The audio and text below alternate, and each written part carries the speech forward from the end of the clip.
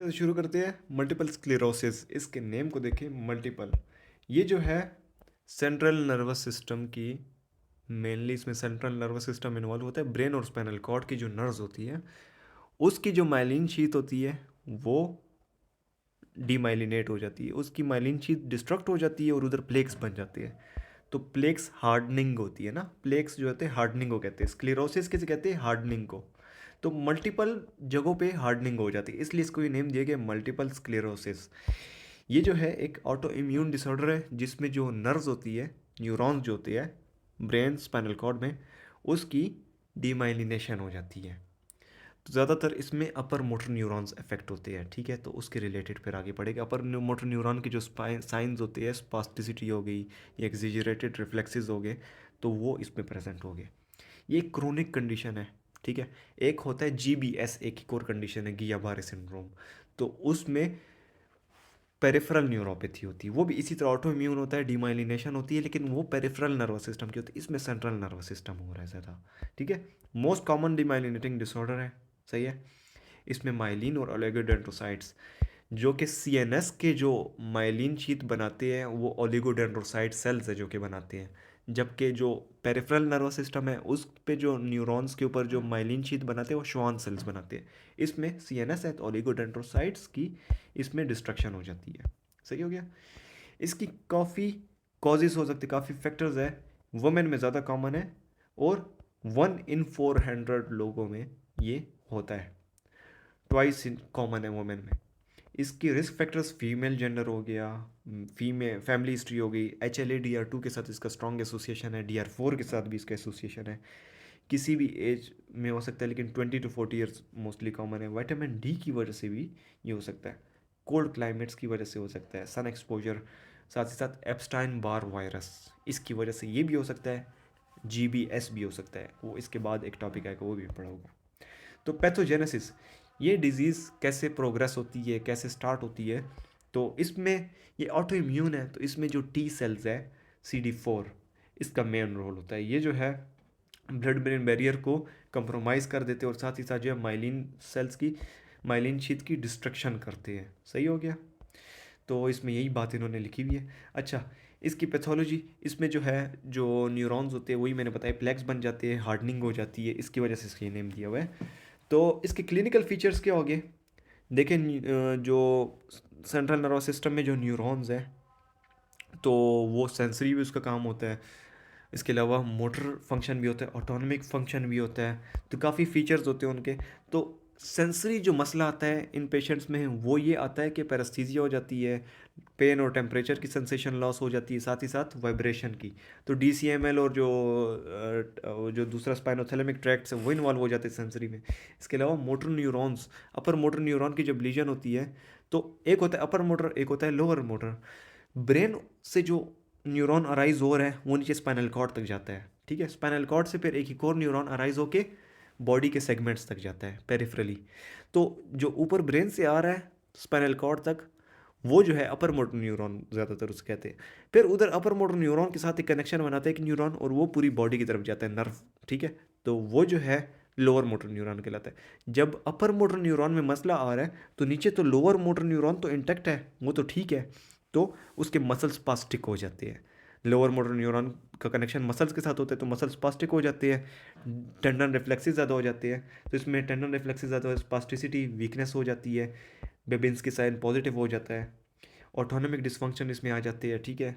जब ये system involve हो जाता है तो sexual dysfunction, urinary incontinence, ball motility disorders. इसके अलावा यूनिक फीचर्स इसमें जो होते हैं वो एक है ट्राइजेमिनल न्यूरल्जिया, दोनों साइड्स की जो ट्राइजेमिनल नर्व है उसकी भी डीमाइलिनेशन होती है, उसकी पेन होता है उसमें। इसके अलावा लर्मिट साइन इसमें पॉजिटिव होता है, इसको बार साइन भी कहते हैं मेरे ख्याल में। जब जैसे ही अपने हेड को, नेक को फ्लेक्स करते तो उसको पूरी एक स्पाइनल कॉर्ड में शॉक सी मिलती है, करंट सी मिलती है, तो ये लर्मिट साइन इसमें पॉजिटिव हो जाता है। ऑप्टिक न्यूराइटिस, जो ऑप्टिक नर्व है उसकी न्यूराइटिस हो जाती है, सही है। इसके रिलेटेड भी प्रोग्नोसिस आगे आएगी ऑप्टिक न्यूराइटिस के रिलेटेड, सही हो गया। विजन लॉस भी हो जाती है, इसमें विजुअल फील्ड डिफेक्ट आ जाता है। अच्छा, चारकॉट स्ट्राइड, SIN, इसमें ये 3 सिम्टम्स आते हैं, SIN, ठीक है। तो एक है स्कैनिंग स्पीच, बात ऐसा कर स्कैनिंग स्पीच इंट्रा न्यूक्लियर, इस तरह बातें करते हैं। इसके अलावा एक एक वर्ड को इस तरह से करके देखा, इंट्रा न्यूक्लियर ऑप्थेल्मोप्लेजिया इसमें हो जाता है, सही है। जो आइज़ की जो वो है मसल्स हैं उनके ऑप्थेल्मोप्लेजिया हो जाता है, इसके बारे में नीचे लिखा है। एमएलएफ सिंड्रोम भी इसे कहते हैं। निस्टैग्मस इसमें हो जाता है। एमएलएफ सिंड्रोम या इंट्रा न्यूक्लियर ऑप्थेल्मोप्लेजिया किसे कहते हैं? मीडियल लॉन्गिट्यूडनल फेसिकुलस जो है वो दरमियान में गुजर के एक इस साइड को ही प्रोवाइड करता है, राइट साइड ऑफ द आई और लेफ्ट साइड ऑफ आई को। तो इसमें जो साइड इन्वॉल्व है उससे आप अपोजिट साइड पे जब दूसरी आई की तरफ देखते हैं ना, लेट सपोज आपकी राइट आई वाली जो नर्व है ऑप्टिक न्यूराइटिस, या उसकी जो नर्व आ रही है जो मीडियल लॉन्गिट्यूडनल फेसिकुलस उस साइड का, राइट साइड का, वो इन्वॉल्व हो रहा है। वो जब इन्वॉल्व होगा तो राइट साइड आई इन्वॉल्व हुई है, तो लेफ्ट साइड पे जब दिखेगा ना तो वो राइट आई को लेफ्ट साइड पे नहीं मोड़ सकेगा, ठीक है। जबकि उसकी जो लेफ्ट आई है वो तो काफ़ी उस तरफ मुड़ जाती है, तो उसकी आंखें टेढ़ी टेढ़ी नजर आती है। सही हो गया। सब टाइप्स ऑफ एमएस, ये जो है मल्टीपल स्क्लेरोसिस की 4 टाइप्स है मेन। सबसे जो सवेयर टाइप ऑफ फिल्मिनेंट है, ठीक है। और जो रिलैप्सिंग रिमिटिंग है ये थोड़ी सी इसकी प्रोग्नोसिस अच्छी है, इतना सवेयर नहीं है। और ये most common type relapsing remitting है। प्राइमरी प्रोग्रेसिव एक और टाइप है। रिलैप्सिंग रिमिटिंग रिलैप्सिंग का मतलब हो जाना, थोड़ी देर के लिए इसको मल्टीपल स्क्लेरोसिस के सिम्टम्स आ जाते हैं, ये डिजीज़ इसको अफेक्ट करती है, फिर उसके बाद वो बॉडी जो है ना उसका अटैक करना छोड़ देता है, रिमिटिंग हो जाती है, सिम्टम्स इसकी रिकवरी होने शुरू हो जाती है, फिर से होता है, फिर से शुरू हो जाता है रिकवरी, ठीक है। प्राइमरी प्रोग्रेसिव में क्या होता है? इसमें जो है इसमें इसमें रिलैप्सिंग होती है, सही है। और इसमें पुअर प्रोग्नोसिस है, प्रोग्रेसिव डिजीज़ है, और अर्ली ऑनसेट होता है, ठीक है। अर्ली ऑनसेट इसमें डिसेबिलिटी हो जाती है, जैसे ही ये स्टार्ट होता है एकदम पेशेंट को डिसेबिलिटी हो जाती है। जो सेकेंडरी प्रोग्रेसिव है ये रिलैप्सिंग रिमिटिंग है। ये जो 3 टाइप्स है, रिलैप्सिंग रिमिटिंग, सेकेंडरी प्रोग्रेसिव और फुलमिनेंट, इन सब में रिलैप्सिंग रिमिटिंग के एपिसोड्स आते हैं, जबकि प्राइमरी प्रोग्रेसिव में इस तरह नहीं है, ठीक है। सेकेंडरी प्रोग्रेसिव की पुअर प्रोग्नोसिस है, और इसमें बाद में वक्त के साथ साथ ये सवेयर होता है। फुलमिनेंट में स्टार्टिंग से ही सवेयर होता है, प्रोग्रेसिव डिजीज़ है और डेथ को ये लीड कर सकता है। तो इसकी 4 टाइप्स पढ़ ली, इसके सिम्टम्स हमने देख लिए कौन कौन से होते हैं। तो अब इसकी फाइंडिंग्स हमें कैसे पता चलेगा एक पेशेंट को मल्टीपल स्क्लेरोसिस है, उसकी हम CSF चेक करेंगे। CSF में जो है इसकी ल्यूकोसाइट्स में टी लिम्फोसाइट जो है CD4 वो ज़्यादा हो गया, क्योंकि वो जो है वही इसका मेन पैथोजेनेसिस में रोल प्ले कर रहा था, इसकी माइलिन शीथ की डिस्ट्रक्शन कॉज करता, तो वो ज़्यादा हो गए। इसके अलावा CSF प्रोटीन ज़्यादा होगा इन्फ्लेमेशन और सब की वजह से।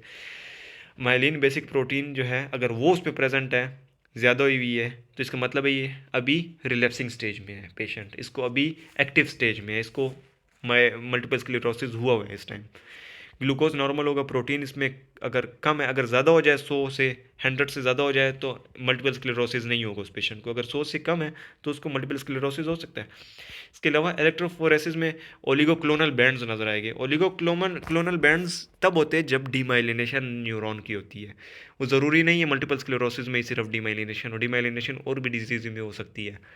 तो ओलिगोक्लोनल बैंड्स इसमें नजर आएंगे। MRI में जब देखेंगे तो लीजन्स नजर आ रही है, देखिए ये जो लाइट लाइट कलर की जो है ये लीजन्स हुई हुई है इसकी, तो ये इसमें लीजन्स नजर आती है। अच्छा, इसीलिए इसे मल्टीपल स्क्लेरोसिस कहते हैं, मल्टीपल स्क्लेरोसिस हार्डनिंग लीजन्स।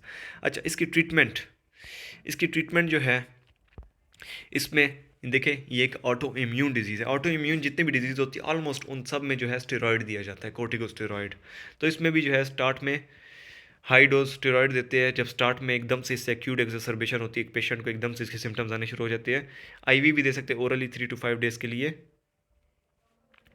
सही है।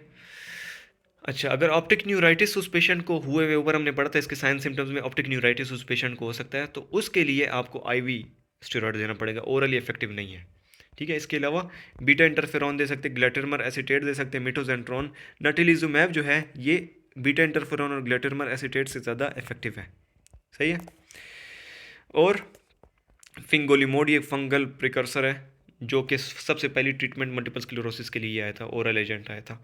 अच्छा, इसकी कॉम्प्लिकेशंस ये तो हमने पढ़ लिया कि एक पेशेंट को हुआ है मल्टीपल स्क्लेरोसिस, उसको एक्यूट एक्सरबेशन के लिए स्टेरॉयड दे देंगे।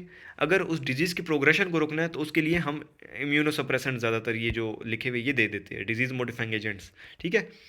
अब कॉम्प्लिकेशंस मल्टीपल स्क्लेरोसिस की वजह से जो कॉम्प्लिकेशंस हमने ऊपर पढ़ी थी, मोटर साइंस जो थे, मोटर में हमने पढ़ा था स्पास्टिसिटी हो जाती है, तो स्पास्टिसिटी के लिए फिजियोथेरेपी होगी और बैक्लोफेन या डेंट्रोलिन एंटीस्पास्टिक एजेंट्स दे देते हैं।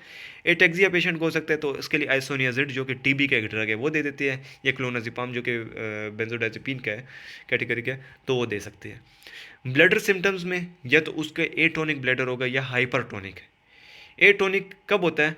अगर लोअर मोटर न्यूरॉन इसमें इन्वॉल्व हो रहा है। लोअर मोटर में जो है, जब वो इन्वॉल्व हो जाते हैं तो मसल्स उसकी रिलैक्स हो जाती है, ठीक है। मसल रिलैक्स हो गई तो एटोनिक मतलब no tone, bladder flaccid type होता है, तो उसके अंदर यूरिन बहुत ज़्यादा बढ़ता जाता है और वो यूरिन निकल रहा नहीं होता इतना ज़्यादा, ठीक है, और ओवरफ्लो हो जाती है यूरिन की ब्लडर डिस्टेंशन के साथ। तो इसमें ट्रीटमेंट, अगर एटोनिक ब्लैडर उस पेशेंट को हुआ है तो उसको सेल्फ कैथेटराइजेशन या कैथेटराइजेशन दे देते हैं। हाइपरटोनिक ब्लैडर में जिसमें बहुत ज़्यादा वो उस अपर मोटर न्यूरॉन अगर उसमें इन्वॉल्व हो तो हाइपरटोनिसिटी होगी उस ब्लैडर की, ठीक है। तो उसमें उसको बार बार अर्ज टू यूरिन आएगा, ठीक है, वो बार बार करेगा। इसके अलावा उसके यूरिन वॉल्यूम जो होगा, रेजिजुअल यूरिन वॉल्यूम उसके ब्लडर में वो 100 से कम होगा, 100 ml से कम। तो इसकी ट्रीटमेंट में एंटीकोलिनर्जिक देंगे, क्योंकि एसिटाइलकोलिन जो है उसका काम मेनली इन मसल के जो ये जो एक्टिविटी इसके साथ है, जो इंटेस्टाइन और इसमें जो मसल्स है, स्मूथ मसल्स, तो एंटीकोलिनर्जिक देंगे तो उसके थ्रू मसल रिलैक्स हो जाएंगे। इसके अलावा इसमें भी कैथेटराइजेशन दे सकते हैं। इसकी प्रोग्नोसिस जो है उसके बारे में, अगर एक पेशेंट है उसको सिर्फ ऑप्टिक न्यूराइटिस है और सिर्फ सेंसरी मसला है, जो कि ऊपर हमने पढ़ी थी, इसमें सेंसरी मोटर और वो सब हो सकता है, तो अगर सिर्फ उसको सेंसरी डिसफंक्शन है और साथ ही ऑप्टिक न्यूराइटिस है सिर्फ, तो उसकी प्रोग्नोसिस अच्छी है उस वाली टाइप की। लेकिन अगर एक पेशेंट को मल्टीपल स्क्लेरोसिस लेट हुआ है, ठीक है, मेल जेंडर का हुआ है, मेल जेंडर में मल्टीपल स्क्लेरोसिस होगी, ये वैसे फीमेल जेंडर में कॉमन, अगर मेल में हो गया तो फिर प्रोग्नोसिस पुअर होगी। इसके अलावा फ्रीक्वेंट रिलैप्सेस बार बार उस पेशेंट को हो रहा है और उसकी रिकवरी इतनी नहीं हो रही। जब रिमिटिंग वाला स्टेज होता है तो उसमें उसकी रिकवरी होती है मल्टीपल स्क्लेरोसिस की, लेकिन उसमें अगर रिकवरी ना हो तो उसकी प्रोग्नोसिस पुअर होगी। मोटर साइंस अगर उसमें आ रहे हो, जो ऊपर हमने पढ़ा स्पास्टिसिटी और वो, तो उसकी प्रोग्नोसिस पुअर होती है। और अगर लीजन ज़्यादा है तब भी इसकी प्रोग्नोसिस पुअर होगी।